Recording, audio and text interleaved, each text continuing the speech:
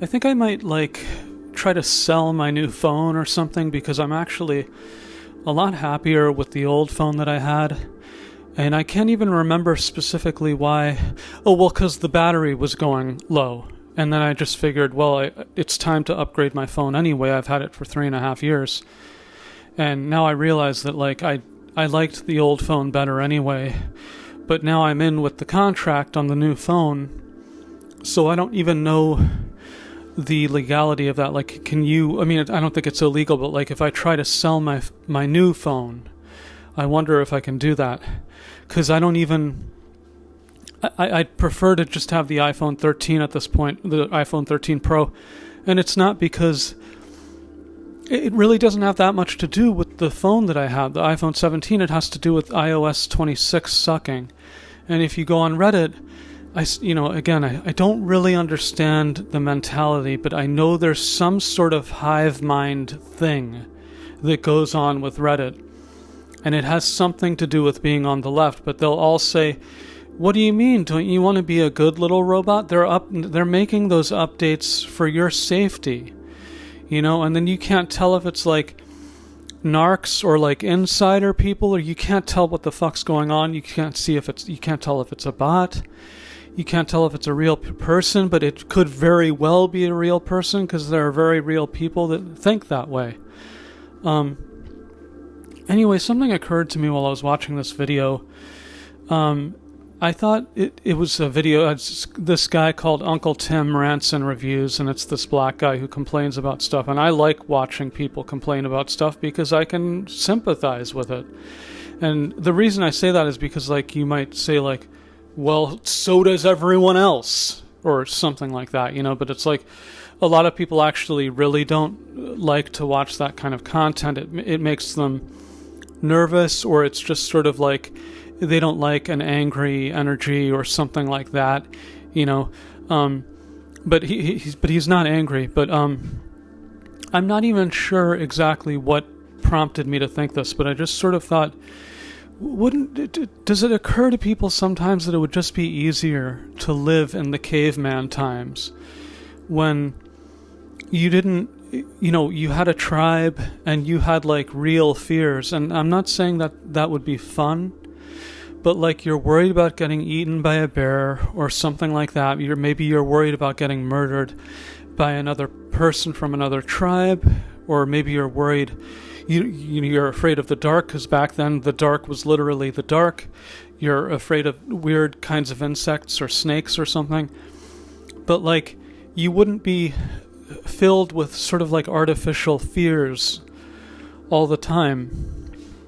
And I sort of had a panic attack at work yesterday, and it was weird because I had already taken a half a Klonopin, and I don't it gets to the point where I don't know how much longer I can deal with this. And I sort of, so I called someone tonight, and because I know so few. I take Klonopin. I try not to take it. In fact, I don't take it every day. I take it 3 times a week or something like that. But the thing is, I used to take it every day for a long time. And I don't know anyone else who takes it. Like I said, I don't really know other people out here. But I do know one person who takes it. And I called her up and I said, look, I know you, and it's not, for some reason old ladies always take Valium, generally. I don't really know why. I guess it's because it's an older drug. But I told her, somebody told, because I had to explain it to her, and, this was not really something that she ever told me. It's something that I found out from someone else. So it was sort of a secret, but he didn't really tell me not to say. And if he did, I forgot. But it was sort of like an emergency in a way. And I just told her, because yesterday I had that episode where I came close to telling my boss, I have to go home. I can't really tell you why, but I have to go home. And that's basically what would have had to happen. But I took a half a Klonopin, and I had already taken half a Klonopin, you know. But I was able to power through. And then I was basically fine, and I thought, well, I haven't had anything to drink for about, at this point, like 3 days. And I still don't really quite understand the relationship between drinking and the panic thing, except the only way that it makes sense to me is that if I drink, then the next day that can possibly happen, and maybe not at all. You know? I don't really get this sort of like typical, like, well, you have a hangover and your head is pounding or whatever type of thing. For whatever reason, you know, everybody's different. But, so then the thing is, like, I'm looking at like Instagram Reels, which I shouldn't do. Probably not, you know, but, the thing is, it just feels like everything is designed to sort of tweak you. You know, like I'm watching things where people are like, someone is driving and it's like a stolen car, and she's driving back and forth, and then I'm looking at the comments, and then someone's like, well, she couldn't move the steering wheel, and that's why it was violent, you know, almost running into people, and you could sort of say, well, why didn't you just scroll past it? Well, it was partly because, I mean, the same reason as anyone else, basically. Like, I was thinking, like, well, what's happening? Like, is somebody going to stop her? Like, you know, like, I'm wrapped up in this drama that basically has nothing to do with me, but I'm watching it. And I just feel like we're living in this world where it's like this stimulation that's not even good stimulation, you know? And then everything was violent. Like some Indian guy. And it's also like just a lot of like foreign looking shit. And I don't know particular racist stuff, you know, like, and I don't mean racist like the way that a black person says that white people are racist. I mean stuff where it's like designed to sort of like piss you off. Because it'll be some specific race, or like it'll be one race against another race or something. And it's like some Indian guy punching some other guy, and then a third Indian person saying, why did you punch him? And meanwhile, I'm sort of thinking, like, I don't really know why you people are speaking English. Like, if you all, I mean, I guess it's because they're from this, they're not from this country, but they're in this country, you know? But the point is they have heavy accents, you know? And so the one guy, the fearful guy, the third guy is like, why did you punch him? And meanwhile, like, the other guy's saying, well, you're next if you don't back off or something. And I just keep seeing this stuff, and then I start to feel the symptoms of panic, you know? And I know how it sounds like, oh, well, you're a little bitch, you can't watch a video without getting nervous, and it's not like that. I typically see, I can't see what's going on outside, and the cat's distracting me. Well, first of all, I don't really like to watch violent content. I don't. People share it with me, but I don't like to watch things where it's a gas station and nothing's happening, and you know, because it's gas station surveillance footage, that something violent is about to happen. In fact, typically I'll just scroll right past it. But for some reason on Instagram Reels, if that's what it's called, I can't keep up with the different names they call the same things, you know, the short form video content. But it depends on like the state of my chemicals or something. And I guess I hadn't taken a Klonopin today, and then I'm just starting to like, you know, get really fucking nervous, and almost to the point where, you know, the thing is, like, I don't quite know how to articulate it, convey it to someone who hasn't experienced it. And if you haven't, you know, if you haven't, then more power to you, you know. But this is something that I've been dealing with since I was 17. So for some reason before that, I never had a panic attack. And the first time I had a panic attack, my mom said, you need a puff of the inhaler, because the only way that I could describe it was that I felt like I couldn't get a full breath.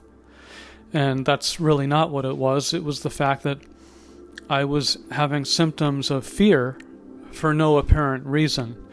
And that's what I was talking about with, like, it feels almost like in today's world where everything is like, you're sort of, the media won't tell you this, but it feels like the media is almost intentionally trying to drive people slightly crazy.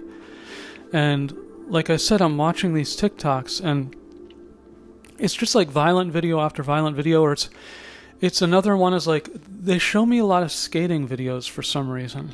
And so like I'm watching someone skating, and then like some sort of accident, like a fail, but it's like somebody getting hurt, and I just don't, the fact that like I'm sort of dancing around something, but they'll show, for some reason, they show sexual content interspersed with this violent content. So the only reason I'm watching the violent content is because it has stuff with girls like in between, and it's random.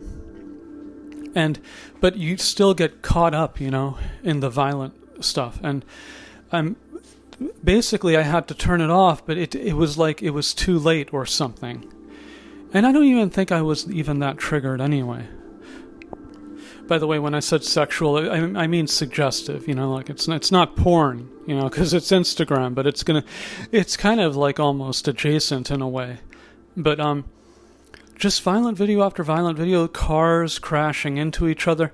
I don't see, like, the thing with me is like, I have a few types of videos that I like to watch, but I don't like to see people getting hurt. It actually does upset me a little bit. And apparently a lot of people don't, for whatever reason, it doesn't bother them, or maybe they're stimulated or whatever. Something where I see that there's actual violence and somebody's getting hurt, like, I had to watch, I didn't have to, but I watched the George Floyd documentary, and it was very disturbing. And it wasn't disturbing because of that guy putting his knee on the guy's neck, which is, we now understand that the media effectively lies, and it's become something that boomers seem to accept, and it's like, I guess if you get to a certain age, you can't come back, you can't come back from it. But anyone who's like 50 or under, and I would even say like hopefully like 60 or under, understands now that the media is propaganda, and it's meant to sort of keep us at each other, and it works, unfortunately. But I saw the video, and it really hurt me to watch this guy dying, and he kept saying, "I can't breathe," and he was saying it long before that guy had his knee on the guy's neck. So, whatever you may think about that, it's disturbing. It's almost basically kind of, if you look at the evidence, it really doesn't look like that's what caused him to die. And that's partly why it was upsetting. I mean, it would have been upsetting either way. In fact, I remember when they kept showing that footage of him, the police officer, with his knee on the guy's neck, I wouldn't watch it. I didn't want to watch it. I don't want to see people suffering. Like, it's one thing if you're like watching Terminator or you're watching Commando or something like that, like it's a movie. But it's another thing if you're like watching it in real life. And the same thing with one of these stupid people, that the dyke who was driving the car, and then the police officer shot her because he was, it was a protest against the deportations or whatever. And by the way, that's the video that I was gonna do a video of talking about Donald Trump, but I can't.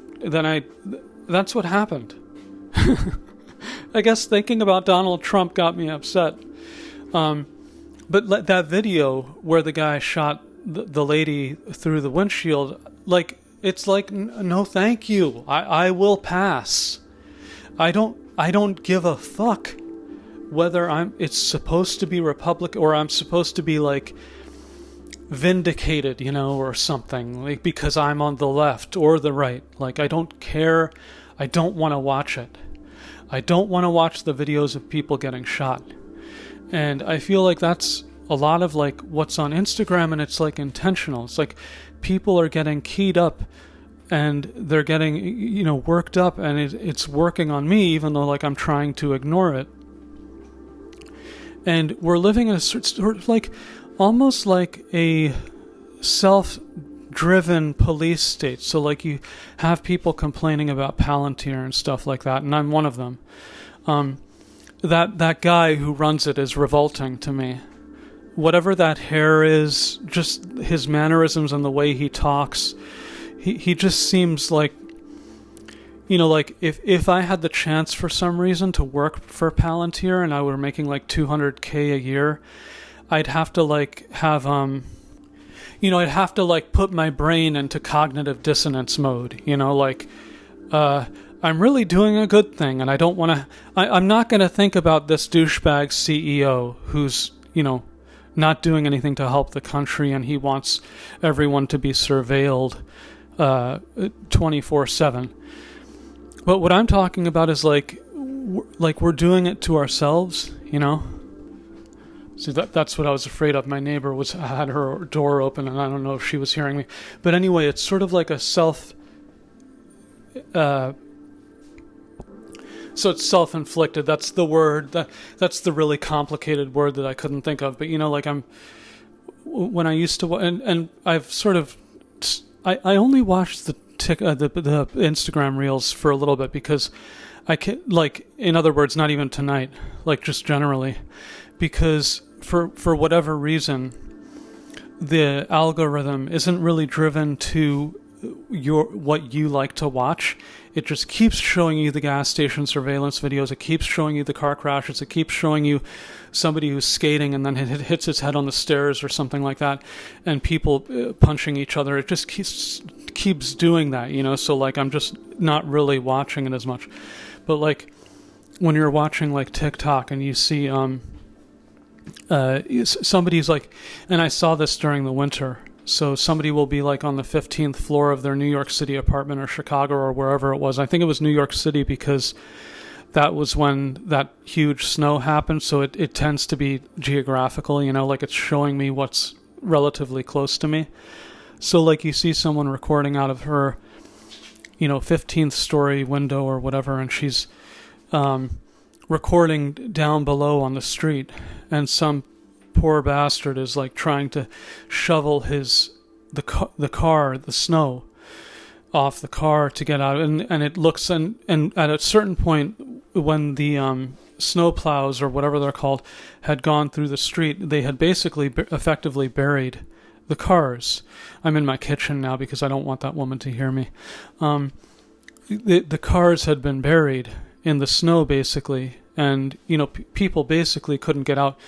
And people were making, videos of this stuff and stuff. And so the woman is sort of like on whatever high floor she is, recording down below, which she has the right to do, I guess. It's her home. But then the guy like slips or whatever, and he's like cursing and stuff like that. And what I'm thinking as I'm watching it is like, can no one do anything like without being recorded? Like all the time? Like you can't pick your nose in your car.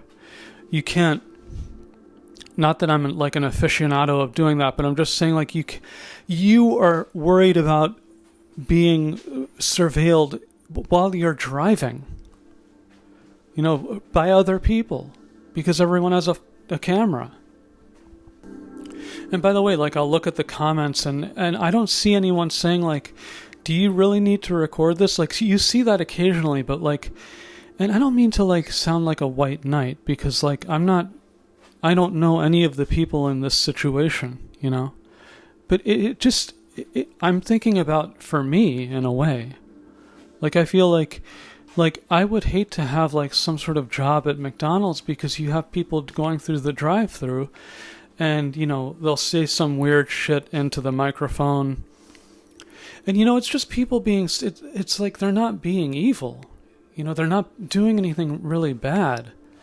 But it's like you can't do any fucking thing without worrying about being recorded and then having it be on a TikTok. So anyway, I called up this woman, and because, like I said, I knew that she takes Valium, or I thought maybe she did. And this is a woman with whom I don't really have a very good relationship, and this is what I'm talking about. I know so few people, and I feel completely alone, and like I don't know any other person who takes any kind of benzodiazepine. And meanwhile, what is it? One of the most commonly prescribed drugs, you know? And now they're saying it's dangerous, and of course it's dangerous because it works. You know, they say that it can cause dementia or whatever, and this is what I was concerned about. I was telling her, like, I never told you this, but I take Klonopin. I don't take it every day or anything. And then I was having to tell her, like, somebody told me that you take Valium, and I didn't want to have to do that, but I sort of had to, because the reason I called her wouldn't have made any sense. And then she was basically saying, like, well, yeah, I've taken Valium for quite a while, and by the way, she's old. So, and she does not have, not that that means that there's no correlation, but I'm just saying, like, I was having to explain to her, like, my reservations about it, and just basically commiserate with her and be like, I'm not sure, I'm trying to not take this drug, but I feel like I can't survive without it. I mean, not all the time, but sometimes. And again, like, I don't want to, like, harp on it, but, like, so having, like, having these symptoms is not the same thing as being nervous, or like you're about to take an exam or something, and you're nervous. Well, I used to be nervous because I sucked at school. Well, I didn't suck at school, but I almost intentionally didn't do the work I was supposed to do because I resented being in school so much at that time. But you get nervous, like you want to do well, or maybe you didn't study or something, and so you get nervous. It's not the same feeling. It's a feeling of fear. And it's out of place, except that in this modern society, we have everything around us that, again, like people say, it's supposed to be like your standard of living, as Steven Pinker would say. Oh, it's better than a king's in the 1500s. And it's like, is it really? Like, because we have running water and plumbing? And by the way, I'm not saying those... so now I'm because I've started to do these recordings again. Like I said, I had 3 months where I could have basically done them and not felt like I was being listened to. But I've been under so much stress, and the starting a new YouTube account thing was, I know I'm making it sound like, well, you're just like a neurotic guy and you have a problem doing basic things. No, it's not really like that. Google makes it as hard as they possibly can because they want to know everything about you. And my stance was a really firm, solid middle finger to them and saying, no, I don't want you to know everything about me. I'm going to try to obfuscate everything about me as much as possible.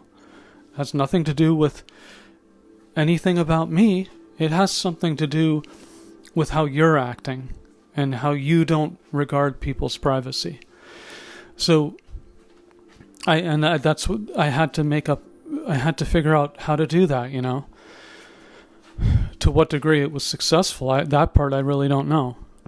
But so now I'm nervous again that I'm being listened to, and it's just sort of what I knew would happen. But anyway, so. It feels like we have these artificial fears in this modern world where it feels like in the caveman times, like you had real fears, and that doesn't mean your life is great. I'm just saying, like, at the end of the day, maybe it would be just better to, like, be religious or believe in, the rain god or whatever it is, and just have your own tribe where you weren't worried about race relations all the time, and you weren't being called racist, by the media or whoever, and you do or die or whatever. Like, if you're born with some weird defect, then maybe you die, and it's like, but we live in this modern world where death has become some sort of unnatural part of life, whereas back in the caveman times, it's like they kind of stood shoulder to shoulder with death, and they just probably, lived in the moment more. And I'm not even, it's not about being anti-modernity. It's just sort of like all these fears that we have, and I guess I'm sort of talking about myself, but like, I don't think people would have been having like panic attacks not really, and people wouldn't have been talking about like chemical imbalances and stuff.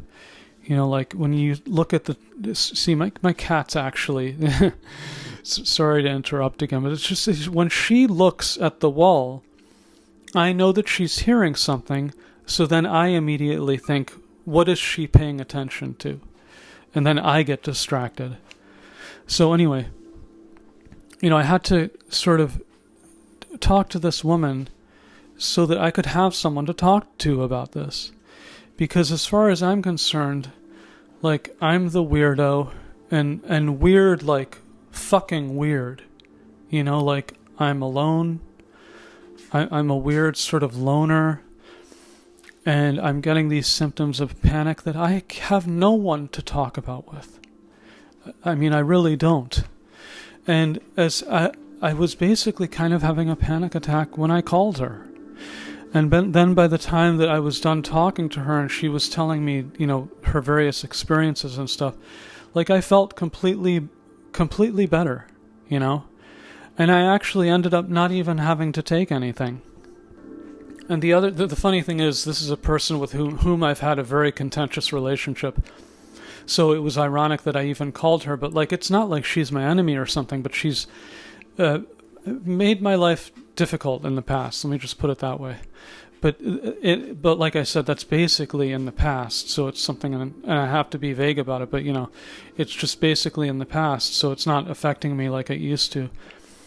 But again, like, who takes benzos? A lot of people.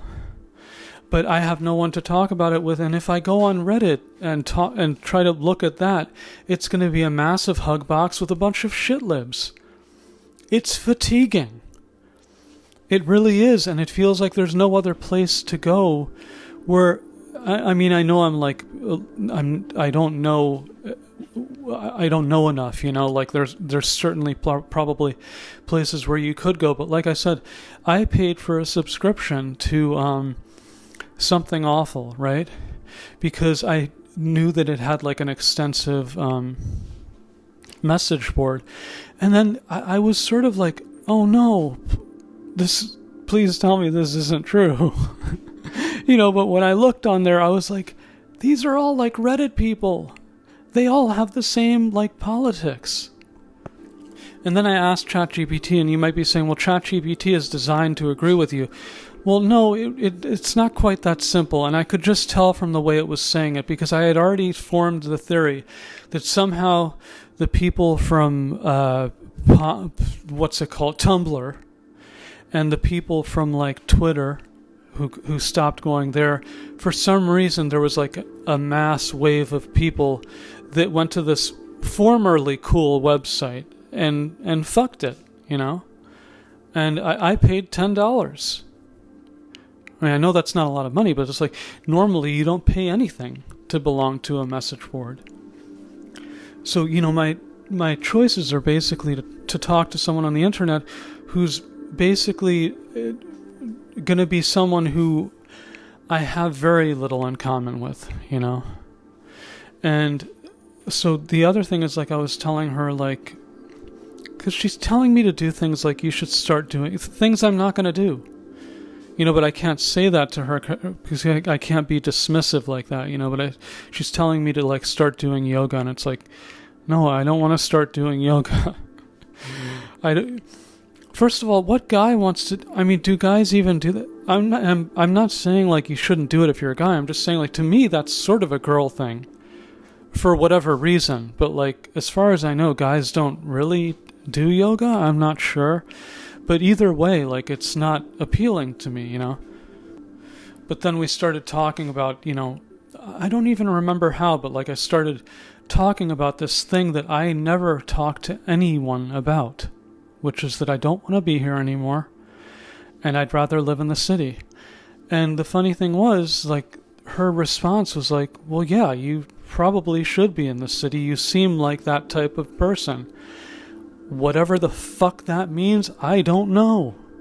But I know that was her takeaway. And apparently she didn't know that I grew up in the city, because she's like, because I told her, like, well, I grew up in the city, so it sort of makes sense. And she was like, oh, I didn't know that. So, like, obviously I'm giving off some sort of vibe. Maybe it's an insanely pompous, douchey, pretentious vibe that I don't know that I'm giving off. And that's why the people that I used to work with disliked me so intensely. But it doesn't really make sense, because the people that were there before that, they all liked me. And the people that I work with now like me. And none of these people grew up in the city or care to live there. So I don't think it's because I'm giving off some sort of... I mean, I don't really know. But anyway, my main takeaway was basically, like, I've been really kind of hard on myself and trying to... You know, it's ironic because in 2020... Well, I had already wanted to stop taking Klonopin for a while because I don't think it's good for you. I mean, it's just a thing, you know. None of these benzodiazepines are really good to take in a long-term form. In a long-term context. It's just not something that's good for your body. But I had already known that I didn't want to take it anymore, but then in 2020 I saw a Jordan Peterson video where he was talking about his own use of it and how he had to stop taking it, and he went nuts and all this stuff.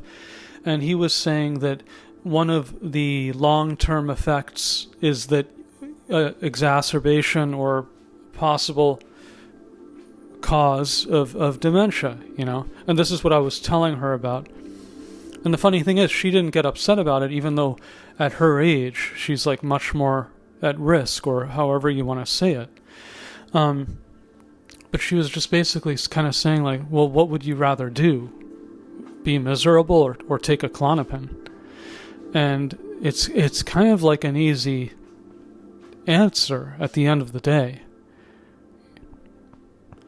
I don't know, I think certain types of people just have a sort of, I don't know what to call it, but neurotic personality, I guess. And because I'm remembering, like, a long fucking time ago when I started my second year of college, and I saw that something about the lights or the sprinkler system for the smoke alarm, I don't remember what it was, but I got up on my bed and I looked in there. And this was this was 1999. And it's not like this was before hidden cameras, you know. But it was way before smartphones, you know. And way before you would generally be worried about, for some reason, some random hidden camera being there. But at the same time, that guy who wrote Johnny Be Good, whatever the fuck his name is, that black guy, and he got in trouble for putting a hidden camera in the women's bathroom or something, and that was I think that was like the 80s or something. But the point is, like, so, or maybe the 90s. But I got up on the bed so I could get up, you know, and like I looked in there, I inspected, you know, just for my own peace of mind. It's not like it was an obsession, you know, but I just thought to myself, I'm gonna look and check if there's a camera in there. And, you know, for most people, I think that wouldn't even, it wouldn't. Why would there be a camera, you know? And this happens generally with me with any sort of mirror. So, like, in that same dorm room, I had a mirror, and they put up a mirror, and it was attached to the wall. And I kept thinking, like, I wonder, like, what's behind there? Like, I really felt that I didn't, to my memory, but I really felt the need to take it off the wall and make sure that the wall behind it was flat, instead of there being some sort of, you know, recessed, carved out thing where there would have been a camera, you know, or something. I don't know, what else would there be? Anyway, so that's my video, I guess, whatever. I don't know if anyone's still listening, but again, I don't really understand the Instagram reels. And like, why am I supposed to want to see people getting their heads kicked in, or somebody, fall? Why would I want to see someone actually like getting actually hurt? This is partly why I don't watch well, I don't give a shit about sports, but like, I'm not into MMA or Ultimate Fighting or anything like that. Like, you're seeing people get traumatic brain TBIs. You're seeing that in real time. And I'm just thinking, like, is this worth it to people? Like, how much money are you going to make?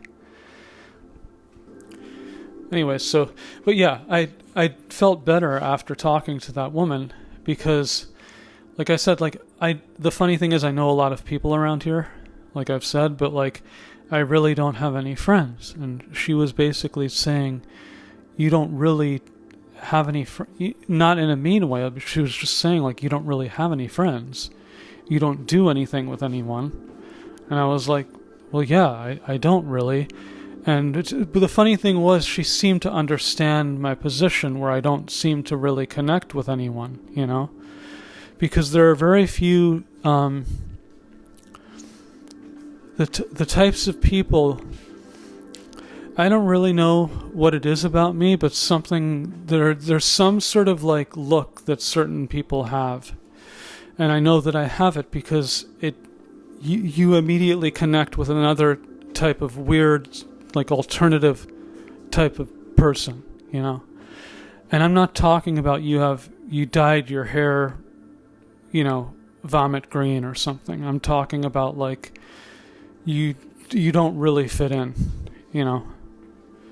I guess it depends. Like, I mean, there's some place for everybody, right? So I don't mean like no matter where you go in the universe, you don't fit in. I'm just saying, like, in a place like where I live, which is like conformity up the ass, you're generally not really going to fit in. And she sort of knew this intuitively about me, Anyway, so I don't know if I'm going to get more subscribers. I was thinking about that and like, maybe should I try to change to the other channel? But I'm not going to do that because there's a reason I stopped using that other channel. So, I have 4 people now subscribed to me who all know me, and that's fine. But I mean, I'm happy about it. But at the same time, it's a little bit weird because these are like, in a way, like sort of personal audio logs, audio journals, something like that. I don't know. People seem to want to listen to them, but I got to find a way. I realize the irony in the fact that I'm still speaking, but like, I really am going to try to sort of, what's it called? Abbreviate these a little bit, because I feel like I do this thing where I'm over-explaining, and I'm trying not to do that so much. It's partly just because I'm sort of almost talking to myself, but I don't want to do a thing where it's like, there's the hour that I could have explained in 20 minutes, Anyway, thanks for listening.